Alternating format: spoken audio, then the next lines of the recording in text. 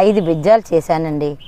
చేసి ఇలా లూజుగా, ఎందుకంటే ఇందులో ఉన్నది జీవం ఉన్న కొన్ని కోట్ల మన మొక్కలకి కావలసిన జీవులు ఉంటాయండి.